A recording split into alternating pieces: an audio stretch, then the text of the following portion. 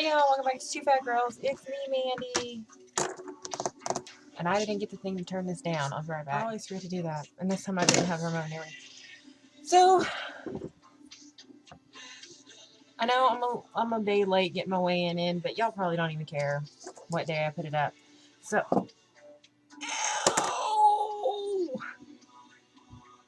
ow. Okay, let me tell you this. I think I made it bleed. I had a tattoo on my wrist, which I'm sure y'all know, or you had seen it before, but it looked like utter and complete shit. And the first time I had it done, I had it just, done in black. And what happens is, like, it looked like a Sharpie that got wet. Like, it looked like a Sharpie that bled. And, like, apparently it's because, like, when they did it, like, it's on, it was on my wrist. So when they did it, like, the skin is, like, whatever. I don't know, thin, sensitive, whatever.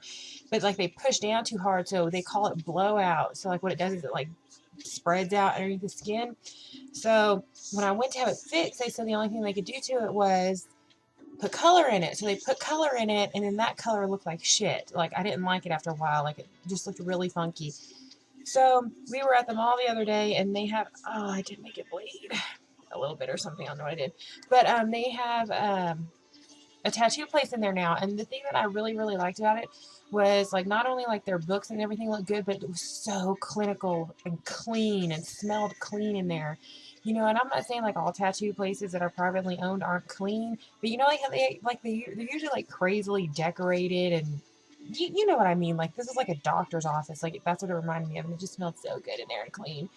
And so I asked them, like, what can you do to it? And so they put, like, all kinds of color on it. And Tiffany says it's totally awesome and 80s looking, which is totally me. I mean, Tiffany's like, Mandy, that is you. She's like, you can wear so many awesome 80s outfits with this tattoo. It's going to be insane. And so, yeah, when I sat down just now, or when I put that pin down, like, I scraped it alongside of it. And it is seriously, like, my tattoo is only, like, 3 days old. And, like, it's totally scabalicious right now, so don't judge it.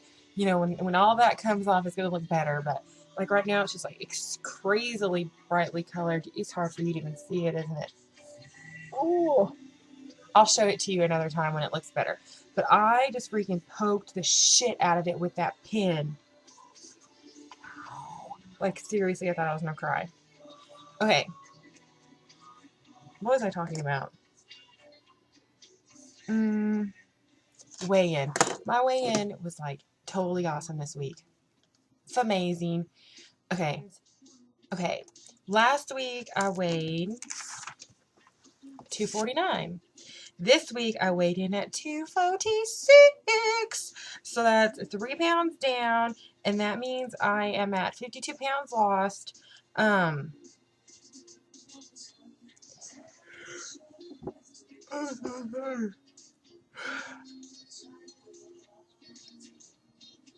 So that means I'm at 52 pounds lost, which is freaking amazing, which I was already at, like, 50 pounds lost come Christmas, but after Christmas and Thanksgiving and all that other deliciousness of holidays, I gained, like, 8 pounds, and it's taken me a long time to get that 8 pounds off, because you guys know for, like, 7-8 weeks I stayed the same weight. So I am 246 now, and that is technically my lowest weight in ever. Like, that is even lower than my goo weight. Remember when I always talk about my goo weight, how I wanted to lose all that weight before remember I wanted to lose 50 pounds before I went and seen the Goo Goo Dolls in last October. And that was my goal. I wanted to hit my 50-pound goal mark by the time I went to see Goo.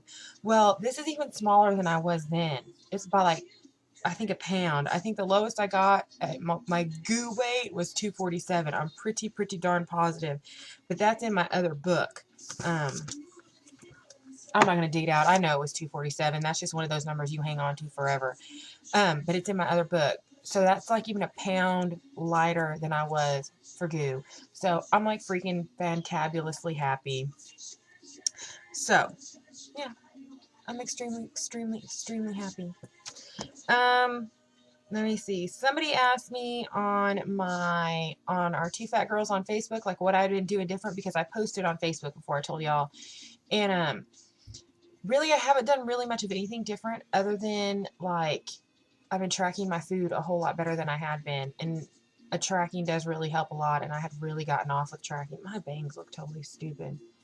And I had really gotten off with tracking extremely bad. And I am still drinking the Dr. Oz tea. I probably drink like 2 pitchers of it a week, and it's usually on my days off, so that I'll drink a pitcher on my days off. In my last video, if you want to go look at my last video, I talked about the Dr. Oz tea. I have pictures of it. If you go to the Two Fat Girls Facebook page, I put a recipe up, and I took pictures up, and I put it there. You can look it up on the internet. They have Dr. Oz's tea. It's like a metabolism boosting tea. I absolutely despise tea. I hate it, hate it, hate it. And Gemma, she made a comment on my last video, which I haven't commented back, but she's like, you don't like tea? She's like, you need to brush up on your Britishness or something like that. And it totally made me laugh. But I absolutely hate tea. So, like, let's say I do go to England, and, like, would people be, like, utterly offended if I was like, nah, I don't want no tea? Like, seriously, would they be really, really offended if I'm like, I don't drink that? Because I really, really don't. And, like, here in Kentucky, it's all about sweet tea, and that shit is nasty. And no. And I think I told you all the story about why I don't like tea. If I haven't told you all the story of why I don't like tea, put it in the comments, and I can tell you again. It's like no big deal. But I absolutely hate the stuff. Hate it. I don't even like the smell of it. So it is very, very hard for me to drink that green tea. It is very hard for me to drink it. Let me see. Make sure time. Oh, I got me some new clothes. I almost totally forgot about this. I got me some new clothes from Forever 21. They're having a sale. And I bought this skirt, and it's freaking, I love this skirt. I want to, like, sleep in it, live in it. Like, I love it.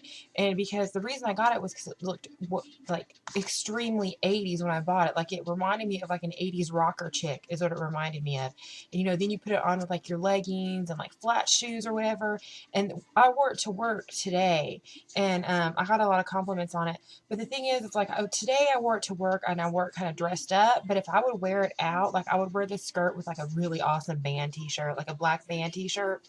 And I would probably, I have one t-shirt that I've, like, cut the neck out of, so it's, like, slouchy in 80s, you know, you put your tank top underneath of it. That's probably how I would wear it. But I have video of my skirt, because it's that awesome right now. Hey guys, it's me, Mandy. I just wanted to show you, like, this outfit is tighter than what I would actually normally wear, like, in ever. But I bought this skirt from Forever 21, and it was on sale, and, it totally reminded me of 80s-ness, so I wanted to show it to you. And, like, I guess, you know, I actually think I wore it wrong all day long. Like, all day long I had the shirt up over it. I don't think that's how it's supposed to be, because I think it's supposed to be, like, high-waisted anyway. It's actually the tiniest bit too big right there, because it doesn't, yeah, but oh well, I don't care. But, yeah, I love this skirt. My butt is totally huge, but I'll get over it. But yeah, I love this skirt. It makes me feel like Beth Ditto. Like, seriously, and Beth Ditto is like freaking the shit.